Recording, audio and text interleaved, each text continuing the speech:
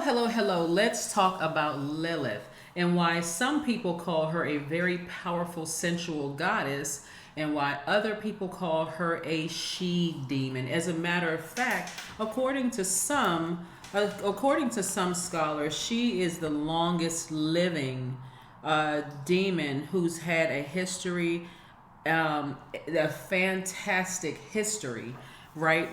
Very compelling history. Some people call her the seductress. Like I said, she's a seductress. She's a she demon to some, but to other people, she is powerful and sensual. She's a powerful and sensual goddess. And so by the end of me sharing all of the information that I've researched for you, I want you to determine what Lilith means to you. If you haven't watched the video about the incubus and the succubus, please, I encourage you to go watch those videos. There's a reason why I did not link Lilith with the two, because again, she can't just be simply called a succubus or an incubus for that matter. And I'll share with you why. Lilith, the seductress, is described by the Kabbalist as a harlot who fornicates with men. She is called the torturous serpent because she seduces men to go into torturous ways. She is the alien woman, the sweetness of sin, and the evil tongue. It is said that honey flows from her lips of the alien woman. She is called the impure female, and although she has no hands and feet for copulation, for the feet of the serpent were cut off when God punished her for seducing Eve, nevertheless, the female in her adornments look as if she had hands and feet. The Kabbalists say that it is through the mystery of her adornments that she can seduce men. Lilith leaves Samuel, the husband of her youth, and descends to earth below. There she fornicates with men who sleep alone, dreaming, and causes them to have impure, spontaneous, nocturnal emissions. So, it only mentions her having relations with men, but as you'll learn, as I share with you from scripture in the Bible, that she also seduces women. Okay, so the breakdown of this for you is going to be, where did some of us first meet Lilith? Who is she? Where did we first hear about Lilith? Where did she come about? And I just shared that with you in just a brief introduction there. What's her zodiac sign? Second, we're going to talk about the Zohar, which is a functional work in the literature of Jewish mystical thought known as Kabbalah. It is a group of books including commentary on the mystical aspects of the Torah and scriptural interpretations, as well as material on mysticism, cosmology, and mystical psychology. The Torah meaning the first 5 books of the Bible. That is King James Version. So just keep that in mind, as King James Version, because all of the stories about her, and I mean the root of where it comes from, were written by men. I want you to keep that in mind. Also, the Torah, the first 5 books of the Bible, first 5 books of Moses, he's the author of those books. That's the Genesis, the book of Genesis, the book of Exodus, the book of Leviticus, Numbers, Deuteronomy. So you can look up in your own spare time what the purpose of those books are. And then third, we're going to talk about, I'm going to share a parable with you about Lilith, and then share a few spells with you, or, spells or and rituals of the goddess Lilith. And then last, how to cast Lilith out, right? Again, I want you to be completely open-minded with what I share with you. I'm not sure what you've heard about Lilith, but hopefully I'm adding another spin to it. And I encourage you to do the research for yourselves, and also encourage discussion about it, so that you can have a better understanding of who Lilith was. And for you, make the determination, is she a powerful sensual goddess, or is she really a she demon, as the text says she is? Let's go. As I stated before, the fall of man, which starts with Genesis chapter 3, verses 1 through 5, which reads, "Now the serpent was more crafty than any of the wild animals the Lord God had made.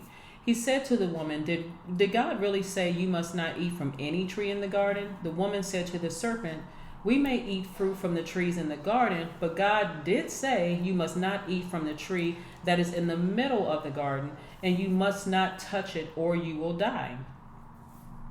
"You surely will not die," the serpent said to the woman, "for God knows that if you eat of it, your eyes will be open, and you will be like God, knowing good and evil." Right? So the serpent is disguised as a crafty serpent. Satan came to tempt Eve. At one time, Satan had been a glorious angel, but in pride, he rebelled against God and was cast out of heaven. As a created being, Satan had definite limitations. Although he is trying to tempt everyone away from God, he will not be the final victor. And in chapter 3, verses 14 and 15, God promises that Satan will be crushed by one of the woman's offspring, who is the Messiah, the Son. Okay, so keep that in mind. Again, you're finding out very early in the text, which is King James Version, that the spirit of Lilith is already here. It's already here, and that spirit of Lilith is in the serpent. One thing to note before we go even further is that they claim that Lilith was unfairly demonized by Jewish mythology for her refusal to submit to Adam with the fight for freedom for gender roles, right? And so Lilith being the very first female, I want you to keep all of this in mind as I share, as I toggle back between the text, right? And so we're going to talk about the Zohar for just a second, just a little bit. So we went to the Bible. Let's talk about the Zohar and how the Zohar says that Lilith came to be. All right. So the Zohar starts out, when we talk about the book of Splendor in the Zohar, God made two great lights.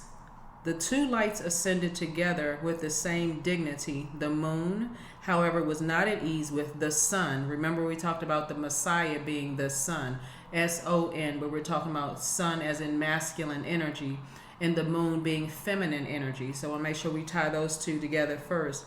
In fact, each felt mortified by the other. The moon said, feminine energy, where dost thou pasture? That Song of Songs, chapter 1, verse 7. The sun said, masculine energy, where dost thou make thy flock to rest at noon? Right? That Song of Songs 1 and 7.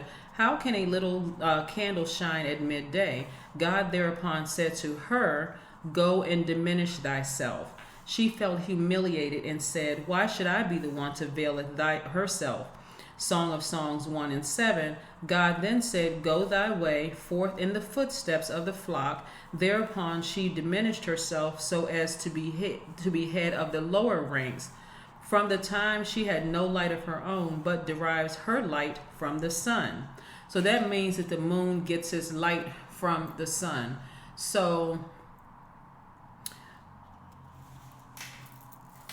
at first, they were on equality, but afterwards, she diminished herself amongst all those grades of hers, although she was head of them. When the moon, feminine energy, was in connection with the sun, masculine energy, she was luminous. But as soon as she separated from the sun and was assigned the charge of her own host, she reduced her status, her light, and her shells upon shells were created by covering the brain and for all the benefit of the brain. That's Zohar 120a, right? After the primordial light was withdrawn, there was created a membrane for the marrow, a Khalifa, husk or shell, and this Khalifa expanded and produced another, who was Lilith, right?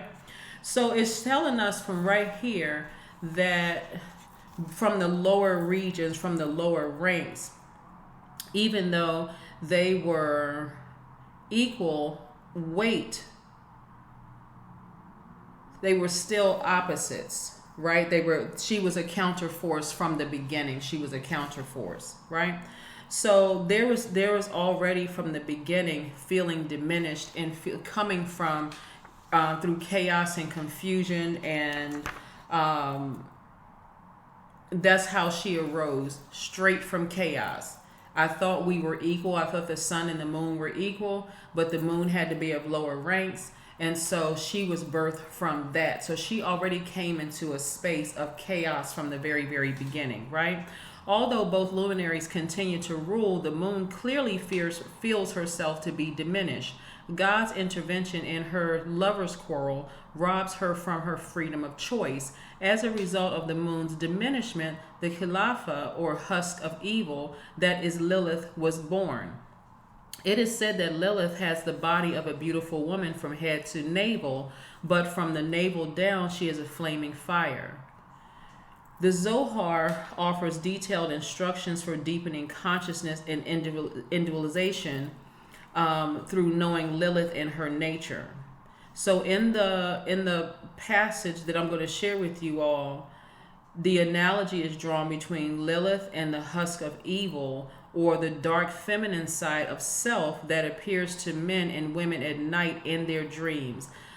So I'm going to share that passage with you, at least just a little bit. And this is Song of Songs, chapter 6:11, right? So the passage explains how successive encounters with the transpersonal shadow in its dark feminine form are necessary for the permanence in the world. This is similar to Jung's view that God wants to be born in the flame of man's consciousness, leaping even higher. So King of Solomon, when he penetrated into the depths of the nut garden, took a nutshell, a khilafah, and drew an analogy from its layers to these spirits, Lilith. The spirits we were talking about is the spirit of Lilith, which inspires sensual desires in human beings and the pleasures in which men indulge in the time of sleep. The Holy One, blessed be He, found it necessary to create all these things in the world to ensure its permanence, so that there should be, as it were, a brain with many membranes encircling it. The whole world is constructed on the principle upper and lower, from the first mystic point up to the furthest removed of all stages. There are all, and this is in 20a, coverings one to another, brain within brain and spirit within spirit, so that one is the shell to another. So I want to share with you all something else. Let's talk a little bit about a parable here, because this is from, what I'm sharing with you is from the Zohar, and I want to share a parable with you because, again, remember, Lilith represents that part in everybody, that spirit, that seductress, that sensual side of everybody that is there. That's at the lower region, and Eve represents the submissive side, right? But she was Adam's first wife. So let me share with you why you know that she was Adam's first wife, right? So here's a parable. Now in the depth, and so this is, the Zohar speaks of Lilith as the original female energy that becomes separated from both Adam and Eve. So here's the parable. Now in the depth of the great abyss, there is a certain hot, fiery female spirit named Lilith, who at first cohabitated with a man. For when man was created in his body completed, 1,000 spirits from his left side, the side of evil, assembled around the body and devouring to enter until the last cloud descended and drove them away. And God said, let there be earth, bring forth a living soul. That's Genesis 1:24. And it is brought forth a spirit to breathe into man, who thus became complete but two sides, and he breathed into his nostrils the breath of life, and the man became a living soul. That's Genesis 2:7. When a man arose, his female was affixed to his side, and the Holy Spirit in him spread to each side, thus perfecting itself. Afterwards, God sawed the man in two, and fashioned his female, brought her to him like a bride to the canopy. When Lilith saw this, she fled, and she is still in the cities of sea coast trying to snare mankind. And when the Almighty will destroy the wicked Rome, he will settle Lilith among the ruins, since she is the ruins of the world. And it is written, for there is Lilith shall settle in her place of rest. That's in Isaiah 34:14. So let's further talk about this particular parable where the sense of wholeness resulting from consciously integrating both Lilith and Eve is how this is portrayed in this parable that I want to share with you all. So once upon a time, there was a man who was haunted by Lilith. The demon had disguised herself in the clothes of an ordinary, simple, agreeable woman and came to visit Adam when he was alone. Why are you on your own? Lilith asked. Where is your woman, the one who came to replace me? She is out. So right there, let me just pause right there. So right there, you know that Eve came to replace Lilith, because she's saying it right here in the parable. You know, where is your woman, the one who came to replace me? And so Adam responds, she is out of the country. She went to visit her relatives, and she will return. She will not be pleased to find you here, for she fears you. Why should my sister be afraid of me? Asked Lilith. I am simple in my heart as she is. I am as good and kind as she is. I love my parents and I love my children the same as she, but I don't think that she does. Our difference is hidden in the mind, not in our bodies. So Adam says, I believe you and I love you, but I need a peaceful life.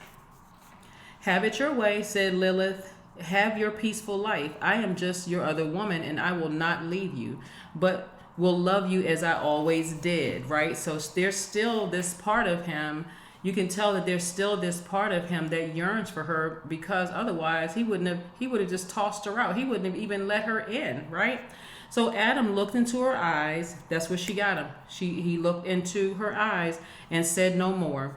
Her eyes were like doors wide open into a world he had almost forgotten, and he stepped inside. They were in each other's arms and mouth when Eve returned. Lilith and Adam are united, she thought. Stay with me, sister. I will bring food to your bed. She brought food and drink to the bed for them two and retired to a far corner of the house, where she crouched at the stove to keep herself warm and went into a trance. She left her own body and entered the body of her sister Lilith, and thus she embraced and kissed Adam and felt his love for her as she had never known it before. But I am your Eve, said Lilith. Why do you love me so passionately? You have never loved me with such passion before. Adam laughed and said, you will leave me at dawn and I will not see you for a long time. Obviously, she had been coming back and forth, right? So won't see her for a long time, right? If I am passionate, it's because our happiness is but short. How can you say that, said Lilith. I will be here tomorrow and the day after, and so for the rest of your life. So has she ever really left, right? So why do you love me so passionately? Do you think that I am the one I look? I am Eve, speaking through my sister's mouth. You are joking, laughed Adam. I know you will leave at dawn and will not be back for quite some time. Lilith, who was Eve now, kissed him and said, I wish this were so, but alas, I cannot leave you. I will stay with you because you are full of fire for this other woman whose body I have now taken over. Look at me carefully and tell me whether you don't see that I am your wife Eve. Eve sits in the far corner of the house, said Adam. But when he looked, he could not see her there. What he saw were flames from the stove. So again, you all can take what you will from that, but they are one in the same, right? Again, is she a powerful, sensual goddess, or is she a she-demon? Is she a she-demon? There are also stories about Lilith being a child killer, but I want to offer something from Zohar 1:18b about that. So the early legends concerning Lilith's relationship to children show a progression. So in Zohar 1:18b, from the moment she came forth, she went up and down to the cherubim who have the little faces of tender children, and desired to cleave unto them and be one of them, and was loath to depart from them. But the Holy One, blessed be He, removed her from them and made her go below. Her child, he chid her and cast her into the depths of the sea, where she abode until the time that Adam and his wife sinned. Then the Holy One, blessed be He, brought her out from the depths of the sea and gave her power over all those children, the little faces of the sons of men, who are liable to punishment for the sins of their fathers. That is Zohar 1:19b. So we find out in the Zohar 76b, it explains that because Eve bore Cain from the fifth of the serpent, that she was even more liable to punishment by God's maidservant, Lilith, who could wrench away the newborn children. You see that in Zohar 2:96a and b. Thus the daughters of Eve suffer the two aspects of the feminine. There is Eve, the mother of all who live, and Lilith, the punitive, child-killing lash of God. So Eve is the nourishing side of the instinctual feminine, while Lilith is the death-dealing opposite. It is said that the daughters of Eve suffer Lilith's pain at the diminishment of the moon. Lilith rules the equinoxes and the solstices.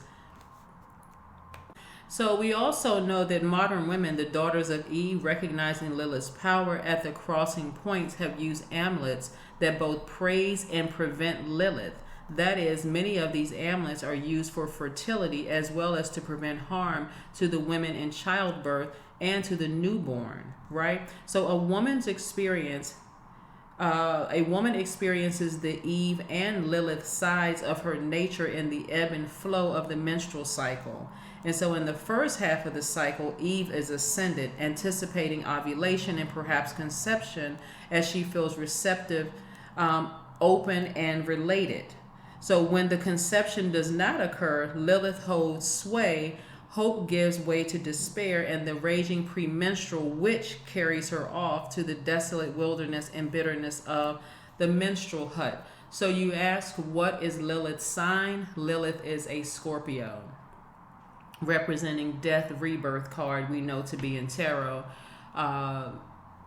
leaving something and beginning something else, death, rebirth.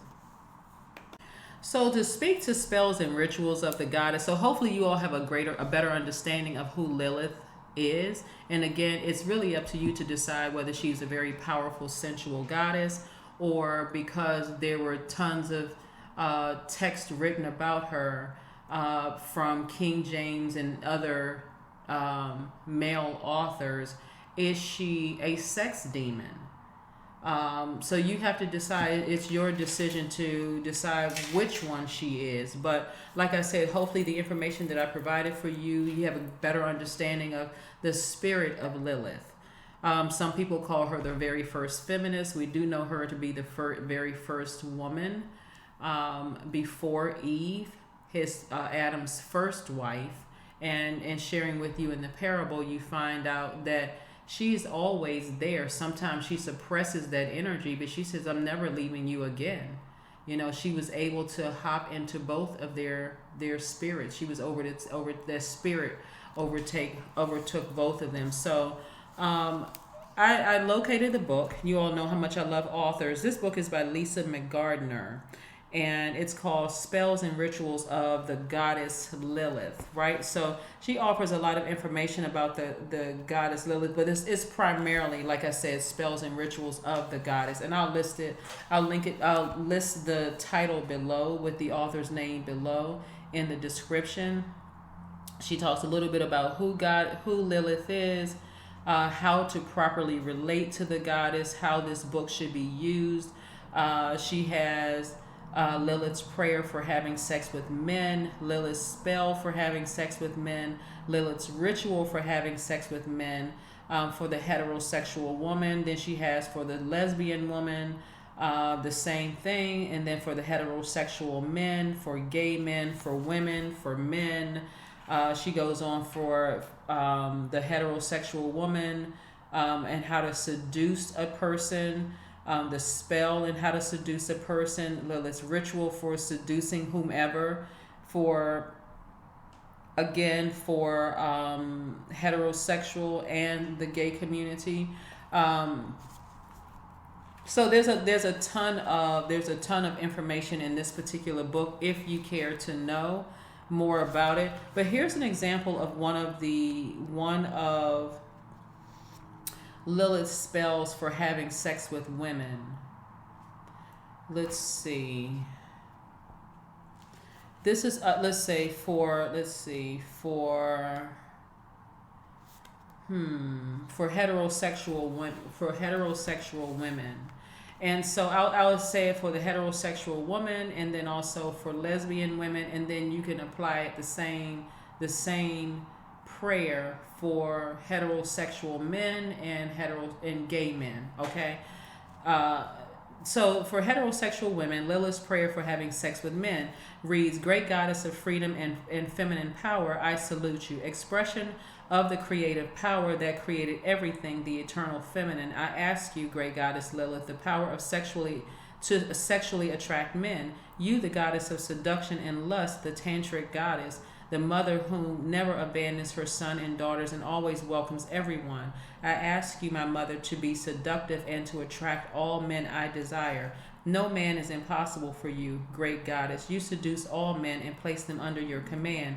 Great mother, I ask that all men I desire fall at my feet and submit to my desires. I am your daughter and I have chosen you as my goddess. Great mother, pagan magic. Give me as many men as I want, and my gratitude to you will be eternal, mighty goddess. I commit myself never again to kneel before any force, especially in the face of repressive forces that are contrary to my goals. You are the goddess of freedom and power, and I no longer kneel honoring you and glorifying your power and offering my attitudes as offerings to you, great mother. I ask you that your powers of seduction vibrate my body and that I may be the goddess incarnate to eternal feminine in the world. Mighty goddess Lilith, I ask you to be her representative on the face of the earth and show the world the true divine power, the creative power. I thank you as your daughter and I believe in your strength. I have complete confidence that I will get what I want. So be it. So again, this is Lilith's prayer for having sex with men from the heterosexual woman. Then of course you can change the gender up if you're a lesbian or if you're a heterosexual man or a gay man. So again, those are those prayers.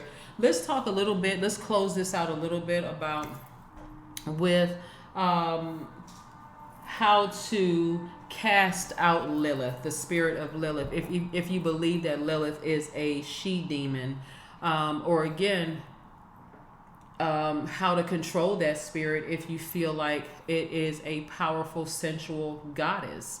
So let's talk about how in the text,